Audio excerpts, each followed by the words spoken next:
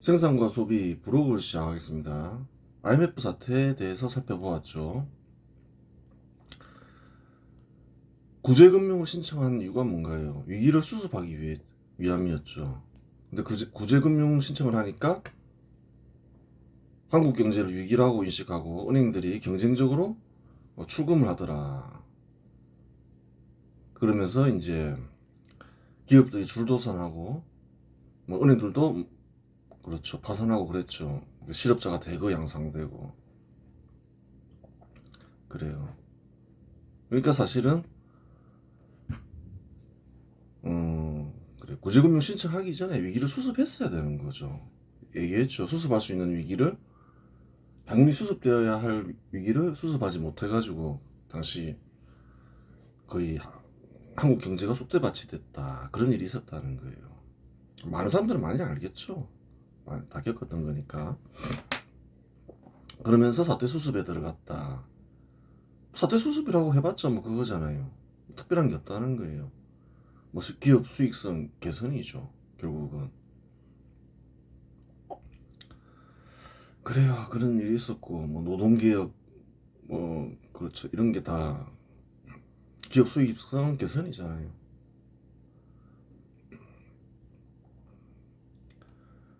근데 이제 문제의 시작점이 뭔가요? 일본 은행들이 자금 회수죠. 그걸 해결해야 될 거 아니에요. 근데 그걸 해결하려고 했어요, 김대중이.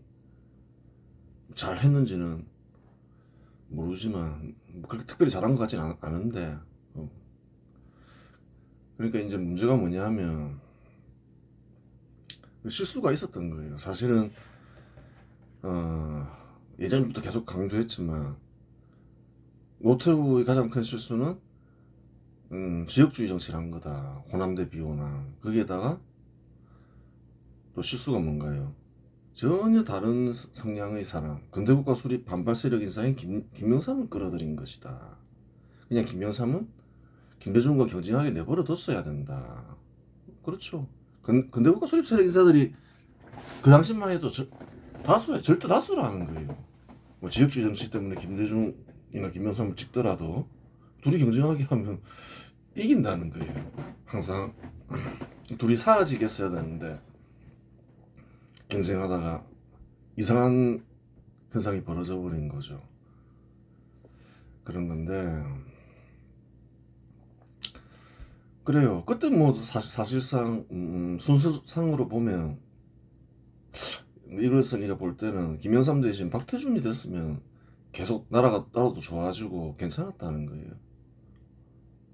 또 박태준은 친일 인사잖아요. 포항제철소 만들 때 일본과 교류하고 일본의 자금과 기술을 지원받은 이 중에 한 명이잖아요. 큰 공적이 있잖아요. 그런 인사가 됐으면 좋았을 것인데, 하여튼 민주정치를 하다 보니까 그래요. 딱 적임자가 되는 건 아니죠. 김영삼 이런 사람들이 된다는 거예요. 김대중 이런 사람들이. 어쩔 수 없는 현상인 거죠. 또 민주정치를 실시하면 불가피한 현상이기도 하죠. 민주정치를 실시할 때는 그 준비를 잘 해야 된다 했잖아요. 그래요. 개혁정부로 가야 되는데 근대국가 수립 반발 세력 인사들이 집권하면서 포퓰리즘 정부로 전환돼 버린 거죠. 그 이후로. 그렇게 된 거예요. 보겠습니다. 문제의 시작은 1996년 말부터 시작된 일본 은행들이 자금 회수이다. 그 해결해야 될 거 아니에요. 일본 은행이 자금 회수를 막고 가능하면 일본으로부터 추가 대출을 받아야 IMF 사태를 수습할 수 있다. 그렇게 생각하겠죠, 당연히. 김대중은 일본 정부를 접촉하여 문제를 해결하려 했다. 그렇게 뭐 당연한 절차인 거죠. 근데 일본은 역사적으로 한국을 친일 국가로 만들어야 한다는 생각이 있었기 때문에 친일 정부나 친일 인사에는 조건 없이 자금이나 기술을 지원했다. 박정희한테도 지원했고 전두환한테도 지원했죠. 전두환한테는 더 큰 위기라 했죠. 다 지원해서 위기를 넘어가게 해줬다는 거예요. 근데 김영삼은 반일 인사였죠. 근대국가 수립 반발 세력 인사이면서 그래요. 그래서 수습을 못한 거죠, 김영삼이. 친일 인사였습니다. 그래서 박태준을 얘기하는 거예요. 이런 위기가 도래했다 하더라도 일본을 찾아가서 1996년 말 늦어도 1997년 초에 좀 자금 회수를 좀 중단해달라 하면 중단해준다는 거예요. 중단한다는 거예요. 지원까지 해줬다는 거예요. 1980년에는. 그래요. 그 예전에 얘기했잖아요. 외교정책으로 친일 친미하는 게 산업정책과 무관한 게 아니다. 다 이유가 있어서 한 거다. 실제로 그렇잖아요. 한일 수교를 왜 했나요? 자금 기술 지원 받으려고 한 거죠. 그걸 몰랐다는 거예요. 근대국가 수립을 제약시한 근대국가 수립 반발 세력 인사이다 보니까 적나라하게 드러나는 거죠. 김대중도 마찬가지라는 거예요. 뭐 다르겠냐는 거예요. 똑같은 생각을 하니까 똑같은 일을 한 거죠. 김대중은 1965년 한일 수교할 때 반대했을 뿐만 아니라 그 반대했잖아요. 1995년 8월 15일 광복 50주년 기념사에서 일제의 잔재를 청산하고 민족 정기를 바로 세우는 것은 우리 모두의 책무라고 언급하며 조선 총독부 철거를 적극 지지했다. 나아가 총독부 건물은 민족의 수치이자 식민지 잔재라고 여러 차례 반복하여 말했다. 그 사람들이 다른 거예요. 한국에도 딱 두 부류가 나누어지는 거예요. 산업화를 동안 근대국가 수립을 중시하니 또 그런 이들은 또 근대국가 수립을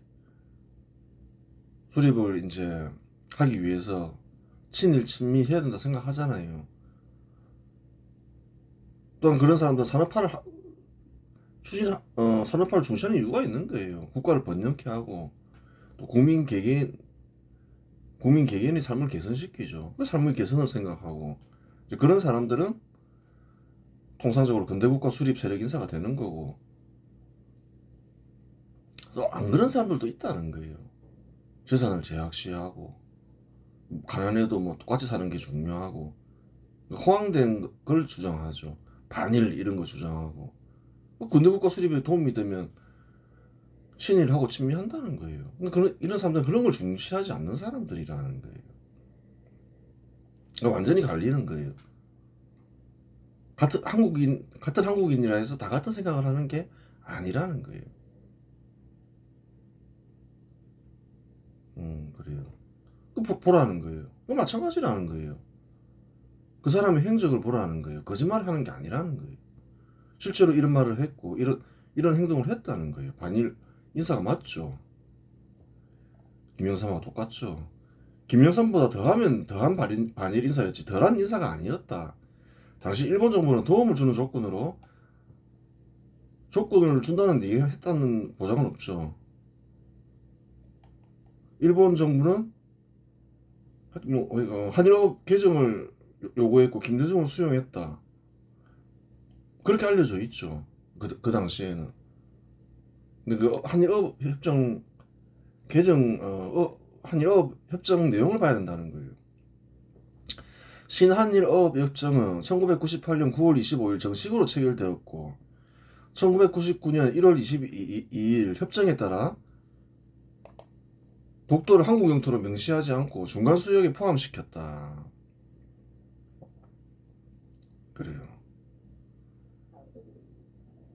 업 협정에서는 이제 독도가 한국 영토다 이런 게 없다는 거예요.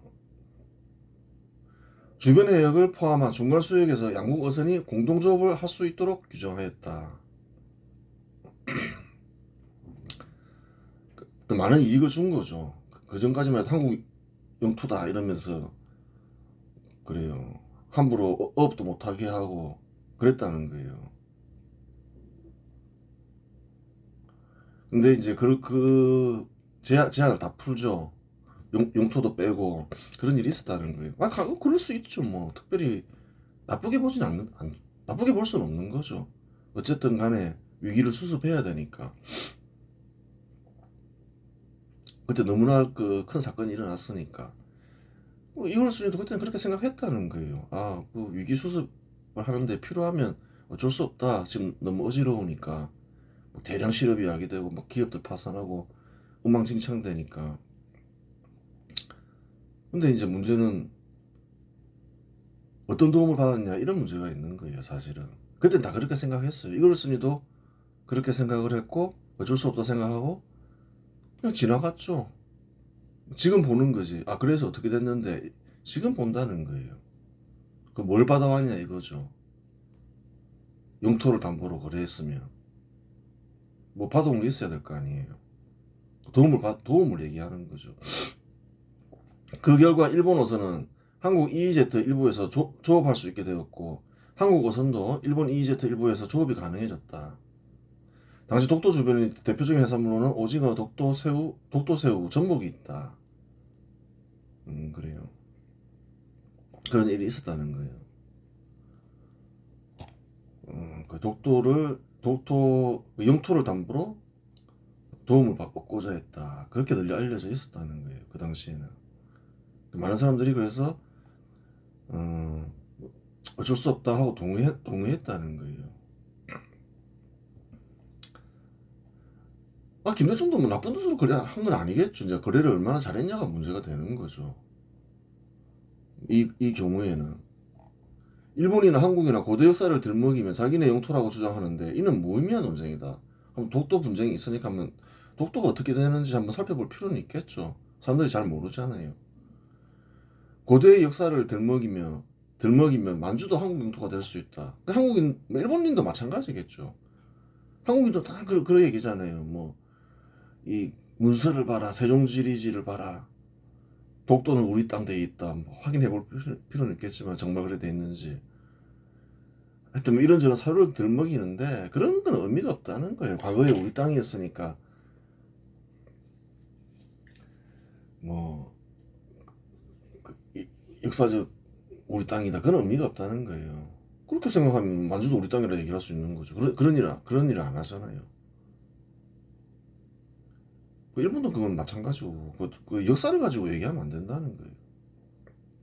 역사적으로 독도가 또 무슨 한국 땅이냐는 거예요.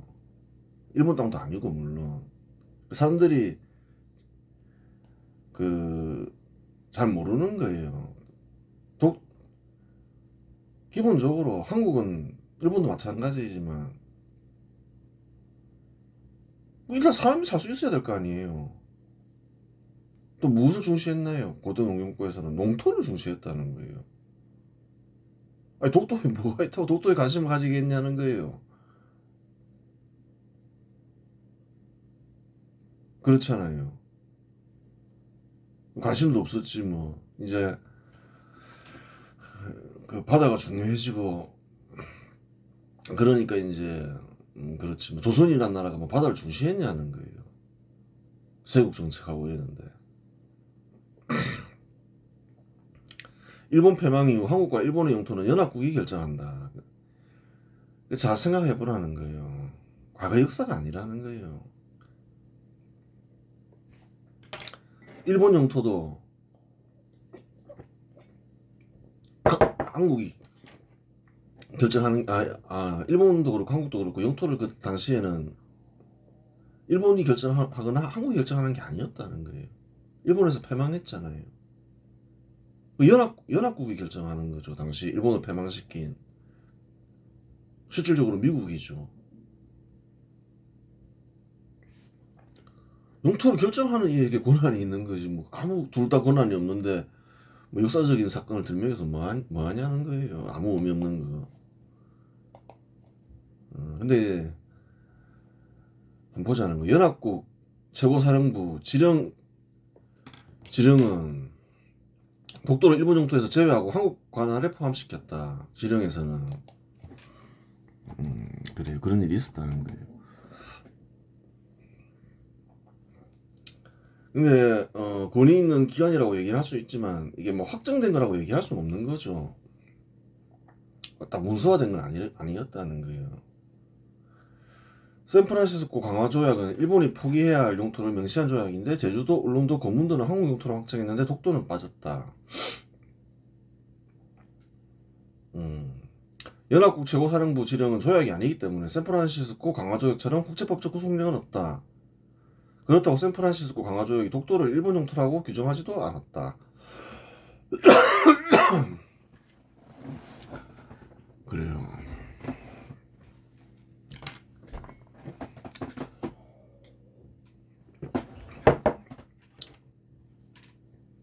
그러니까 일본은 이제 얘기하는 거죠. 공식 문서에 보니까 독도는 빠져 있더라. 그러니까 우리 땅이다. 한국은 어떻게 주장하나요? 아니 그렇다 해서 독도가 뭐 일본 땅이라고 적혀 있진 않지 않느냐? 당연히 그렇게 얘기하죠. 뭐 영토가 중요하니까. 그리고 또 한국은 주장하겠죠. 이거 권위 있는 기관 아니냐? 아니다. 그 효력이 없다. 이러면서 이제 분쟁이 이어진다는 거예요. 음, 분쟁이 생길 수밖에 없는 거죠. 사실 이렇게 이제 모호하게 해버린 거죠. 분쟁이 생기잖아요. 연합국 최고사령부 지령은 조약이 아니기 때문에 샌프란시스코 강화조약처럼 국제법적 구속력은 없다. 그렇다고 샌프란시스코 강화조약이 독도를 일본 영토라고 규정하지도 않았다. 애매한 거죠. 불분명한 영토 규정으로 인하여 한국과 일본 사이에는 영토 분쟁은 마무리되지 않고 있다. 다들 자기 거라 하겠죠. 봐라 이러면서 독도는 빠져있지 않느냐. 그럼 한국은 독도가 언제 그렇다고 해서 일본 땅이라 했냐. 이 최고사령부 지령 봐라 이러고 그러고 있는 거예요. 원래는 근데 이제 뭐냐면 확정을 안 시켜준 거예요. 하지만 먼 훗날 일본과 한국이 경제적으로 통합되거나 국가가 통일되면 해결될 것이니 스트레스 받을 이유 없다. 경제적으로 통합되고 그런 문제가 없겠죠. 서로 자유롭게 어, 투자할 수 있고 이러면 서로 활용할 수 있고. 경제적 통합은 유럽에서 일어나잖아요. 뭐 한국도 뭐 언젠가 그렇게 되겠죠. 뭐 그러면 문제가 사라진다는 거예요. 독도를 일부러 분쟁 지역으로 만들려고 했나라는 생각이 든다. 아니 그러면 당시에 이런 문제를 몰랐을까? 근데 그런 생각을 해볼 수가 있는 거예요. 국제사회가. 미국도 그렇고. 의도적으로 그랬을 수도 있잖아요. 분쟁이 생기게. 예전에 얘기했잖아요. 아니 독일이 왜 분단이 됐냐는 거예요. 독일의 국력을 약화시키기 위해서예요. 당연하죠. 한국이 왜 독립했나요? 그 사람들이 착각을 하는 거예요. 한국 사람들 중에는 바보 같은 소리 하는 사람들이 있죠. 일본이 패망했는데 일본이 분단이 안 되고 한국이 분단이 됐다. 바보 같은 소리라는 거예요. 국제적으로는 일본이 패망하기 전에 한국은 어느 나라 땅이었나요? 일본 땅이었다는 거예요. 일본을 분단시키기 위해서 한국을 독립시킨 거죠. 뭐 딴 게 있냐는 거예요. 남북 분단은 일종의 어떻게 보면 사고고, 그렇죠.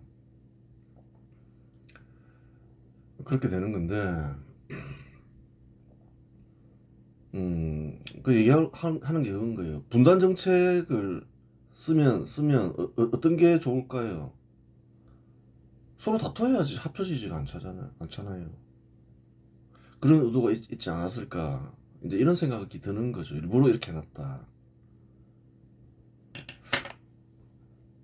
한번 볼 수 있는 거죠. 독도가 당시에 문제가 됐냐 안 됐냐. 근데 문제가 됐음에도 불구하고 이렇게 규정을 했다. 당시 딱 해결하지 않고 그러면 이제 뭐 의도가 있는 거죠. 뭐 의도가 있었다 봐야 되는 거죠.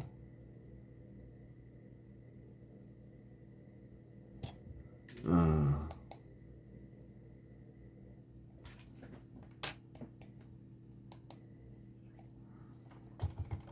당시에 독도는 분쟁 지역이었나? 분쟁이 있었나?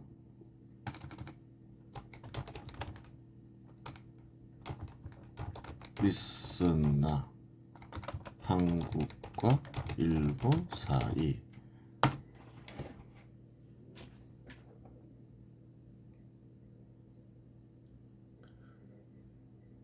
1950년대 초반부터 분쟁이 있었다는 거예요, 당시에. 분쟁이 있었는데, 확정을 안 지어준 거죠. 지령에서는 한국 영토다 이러고, 샌프란시스코 강화조약에서는 또 독도가 빠져 있고, 그래요. 그 이유가 의도가 있는 의도가 있었다고 봐야 되는 거죠. 그래서 잘 해결하면 되는 거예요. 또 스트레스 받을 건 없다는 거예요. 하여간 독도 영유권을 주장하지 않으면 일본에게 유리하게 조약의 체결이 되었다. 그렇죠. 독도 영유권에 대한 언급 일체 없죠. 그러면서 이제 일본도 이용할 수 있게 했다. 이렇게 돼 있는 거예요. 그래서 당시 한국에서도 반발이 많았어요. 어떻게 그 독도 영유권을 가지고 거래를 하느냐. 일본은 또 좋아했죠. 아, 좋다. 그래요.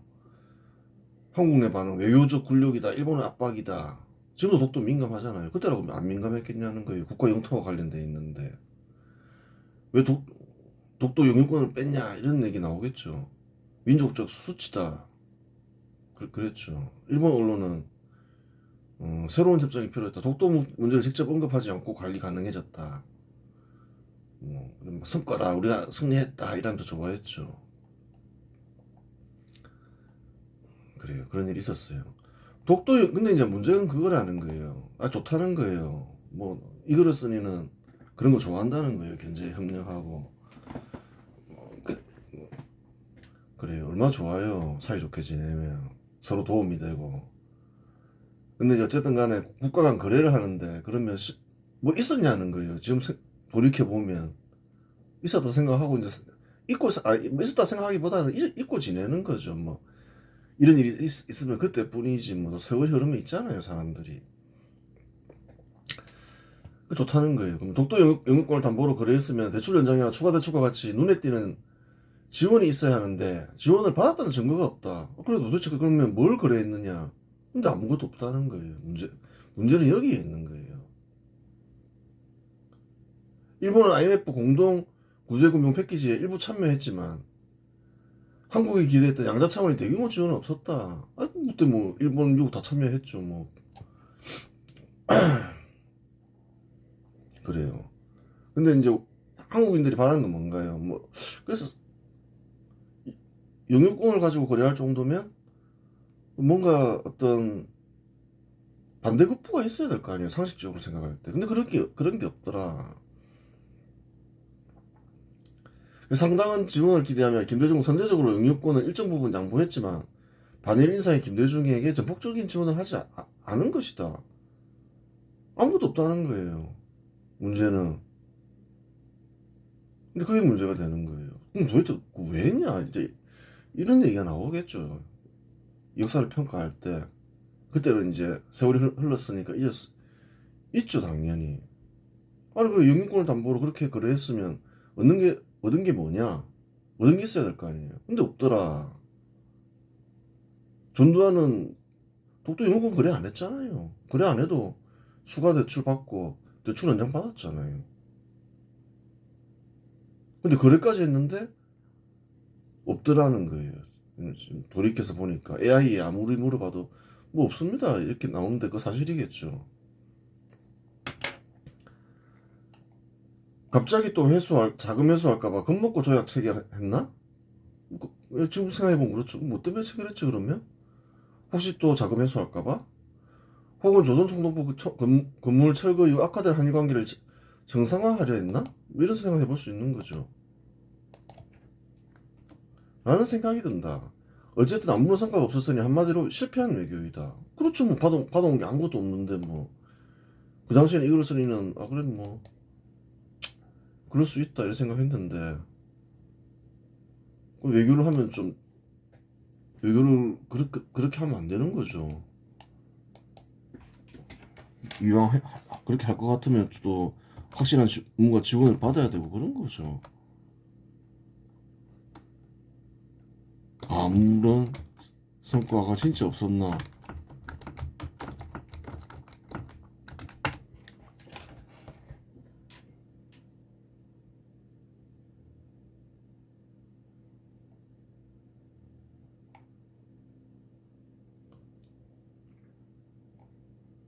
오부치에서는 근데 뭐 경제적 지원 이건 없었다는 거죠. 오부치 선언을 받아냈다 이렇게 나오는 나오는 거죠. 독도 경영권을 주고 오부지선을 받았다. 그때 사실은 뭐 오부지선은 그건 별로 중시 안 했죠. 뭐 중시하는 사람들도 있겠지만 반일 인사들.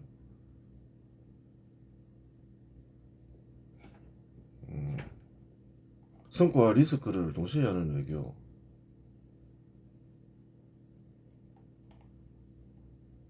어제 아무것도 빠더니만 또 뭐 이제 이런 걸 또 띄우네.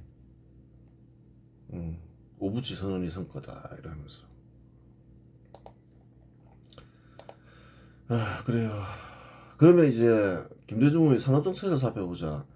김대중의 초기 산업정책은 구조조정을 통한 기업들의 수익성 강화였다. 그렇죠. 이는 전두환이 집권초기 했던 산업정책과 같은 것이다. 전두환한테 더 어려웠죠, 사실은. 차이점이 있다면 전두환은 스스로 했고 미리 한 거죠. 위기가 터지기 전에. 그게 중요한 거예요. 김대중은 IMF의 사실상의 지시에 따라 했다는 점뿐이다. 그래요. 차이점은 그거죠. 스스로 했고 뭐 김대중은 자기가 이렇게 건 아니니까 뭐 IMF 지시를 따른 건 잘한 거죠 뭐.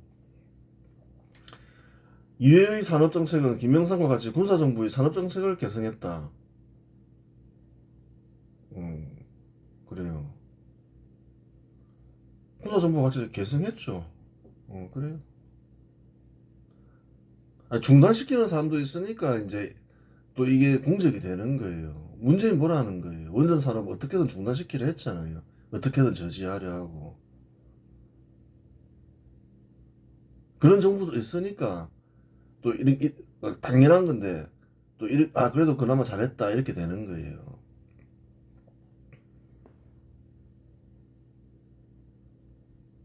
IT 산업 역시 김대중 정부에 의해 개성되었다.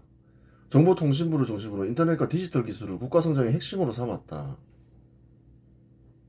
그렇죠. 기존에는 동축 케이블을 사용했는데 1994년 이후 광 케이블로 교체되기 시작했다. 군사정부 때 수립된 계획이 이제 실천되는 거죠.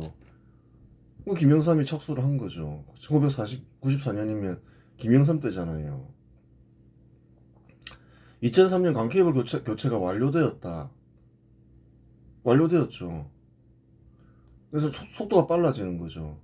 전국에 광케이블을 포설하여 초고속 인터넷 보급률을 세계 최고 수준으로 끌어올렸고 이는 한국이 IT 강국으로 불리게 된 결정적 계기가 되었다.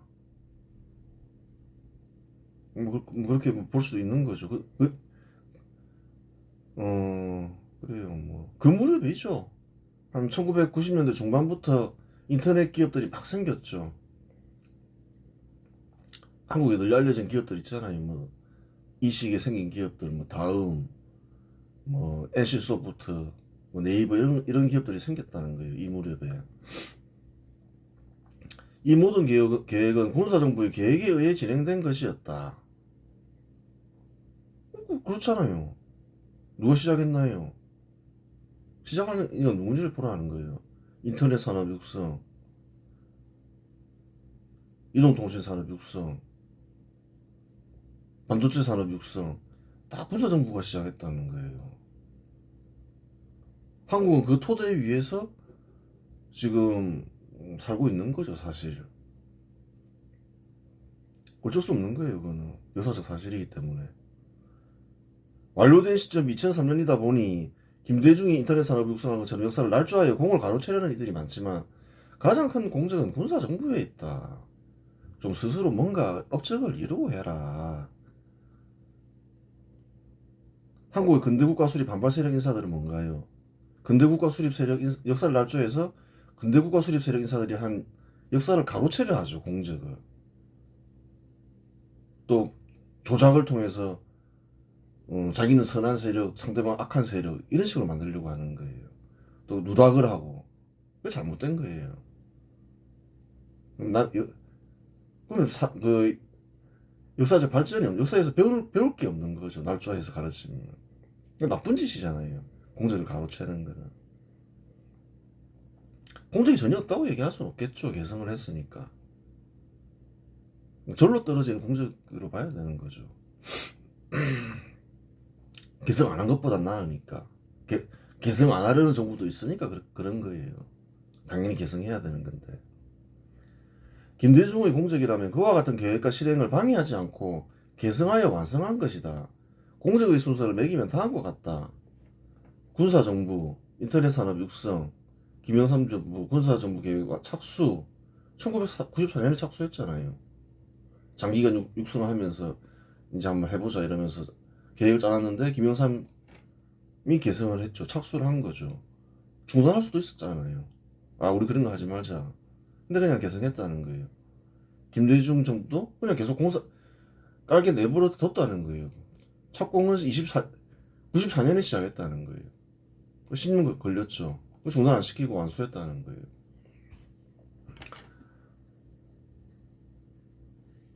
완수한 거를 착수한 것보다 더 높게 칠 수는 없잖아요. 계승한 거잖아요.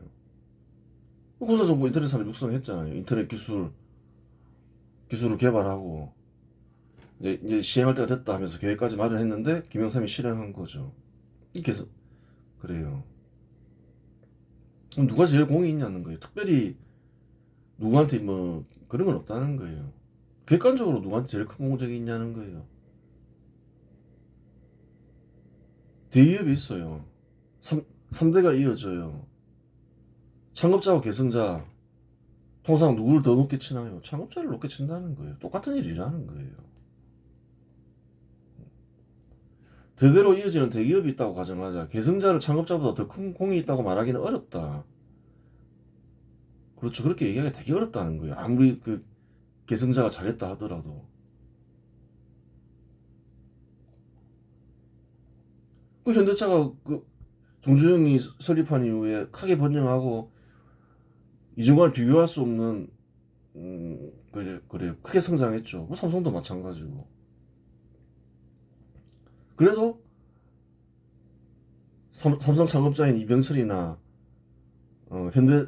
현대그룹 창업자인 정주영보다 그 계승자들을 더 높게 치진 않잖아요.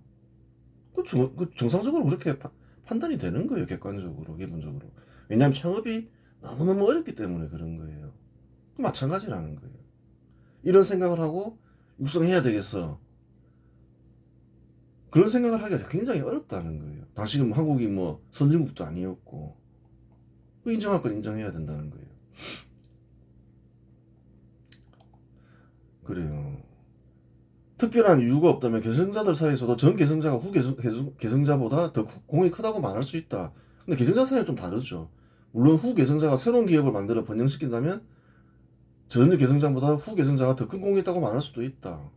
또 얼마나 발전시켰고 또 얼마나 또 새로운 걸 해냈느냐 이런 거에 따라서 좀 계승자들 사이에서는 좀 변동이 있을 수는 있는데 창업자 위에 두기엔 참 어렵다는 거예요. 아무리 큰 성과를 내도 통상적으로.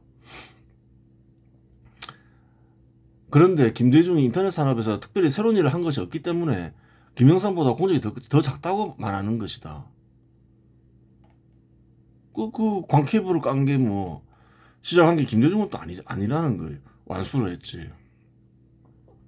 착수 완수 뭐 똑같이 보더라도 그러면 전 계승자를 더 높게 치는 게 맞다는 거예요. 그게 객관적이라는 거예요. 이러한 일은 종교에도 비유할 수 있다. 기독교에서 아무리 위대한 인물이 나와도 예수보다 더 위대하다고 말하지 않으며 불교에서 아무리 뛰어난 인물이 나와도 시타르타보다 더 뛰어나다고 말하지 않는다. 그 통상적인 거죠. 뭐 어쩔 수가 없는 거죠.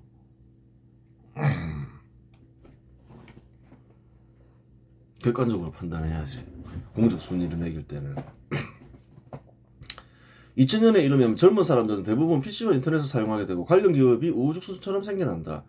대표적인 기업에는 1994년 설립된 넥슨, 김영삼 때부터 이제 계획이 실행되면서 막 기업들이 생겨나기 시작하죠.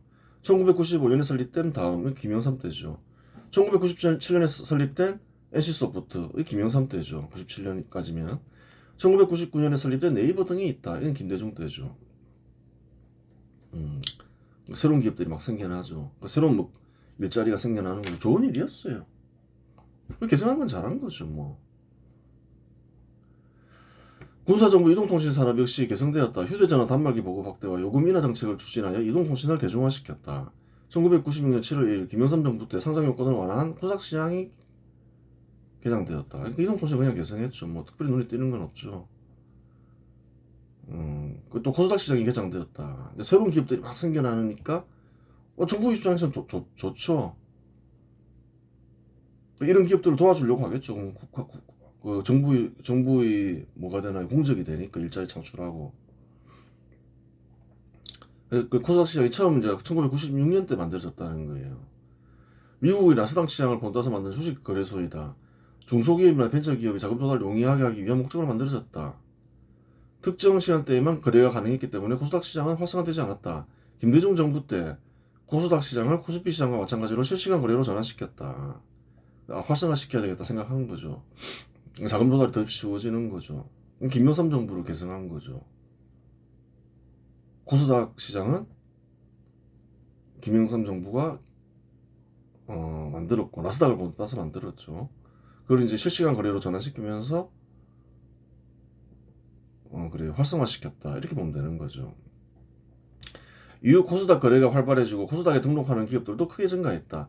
이러한 정책은 큰 자본이 없더라도 가치가 있다고 판단되는 기술이 있는 사람이라면 기업을 창업할 수 있게 한다. 그리고 뭐 김영삼 때부터 진행됐던 거죠. 완전 활성화시킨 거죠. 코스닥 시장이 활성화되었을 때 상장한 기업들은 급등하여 대박을 터뜨린 투자자들이 속출했다. 그런 일이 있었다는 거예요. 자고 일어나면 상한가인 종목들이 많았다. 대박이 터지겠죠. 상하한가 폭은 8%였다. 하루 자고 일어나면 8% 올라있더라. 이런 날이 있었다. 50일 이상 상한가를 친 종목도 있었다. 대박 소식이 전해지자 많은 투자자들이 코스닥 시장에 투자했는데 2000년 3월 나스닥 버블 붕괴와 함께 코스닥 버블도 붕괴했다. 대박을 터뜨린 사람도 있었는데 초기 투자자죠. 제대로 활성화되면 또 손해가 많이 나죠. 사람들은 좀 올랐다 이래야 많이 투자할 거 아니에요. 그런 게 있었나 이러면서. 사실은 이렇게 투자를 하면 빨리 해야 되는 거예요. 초기 투자자가 좀 보통 버는 거고 뒤에 들어오면 이제 큰일 나는 거죠. 붕괴하고 이러면. 통상적으로 손해본 사람들이 더 많잖아요. 대부분 사람들은 좋은 소식이 들렸을 때 투자하기 때문에 그렇죠. 당시 468개 종목이 코스닥에 등록되어 있었는데 9월 18일에는 364개 종목이 하한가에 들어갔다.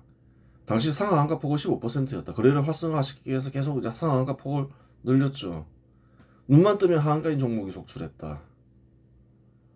이제 반대 현상이 일어나죠. 10일 내내 하한가에 들어가는 종목들도 속출했다. 1억 원을 투자하면 10일 뒤에 약 2천만 원이 되었다. 그렇죠. 계산해보면 10일 내내 하한가 들어가면 1억 투자하면 2천만 원이 되죠. 근데 더 심각했다는 거예요, 사실은. 예를 보자는 거예요. 예를 들어 1999년 9월 새로운 기술은 1890원에서 출발했다가 얼마까지 올라갔냐? 한 6개월 만에 2000년 3월에 선물 28만 원까지 올랐다. 2,000원에서 30만 원까지 올랐다는 거예요. 100배 넘게 올랐죠. 6개월 동안. 1,000만 원 투자했으면 10억 될 거 아니에요. 같은 해 12월 5,500원까지 급락했다. 근데 얼마까지 떨어졌냐? 30만 원짜리가 5,500원까지 떨어졌다는 거예요. 20만 원에 샀으면 약 97.25% 손해났다. 28만 원은 꼭지니까 20만 원 샀다 가정하면 얼마냐? 97% 손해났다는 거예요. 1억 원을 투자했으면 275만 원 남았다. 한마디로 당시 코스닥은 버블껌이었다. 뻥 터지는 버블껌이었다.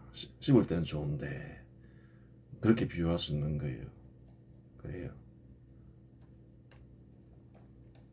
그러니까 코스닥 시장이 벤처기업 육성하는 데는 좋은 영향을 미쳤던 거죠. 이번 시간에서 마치겠습니다.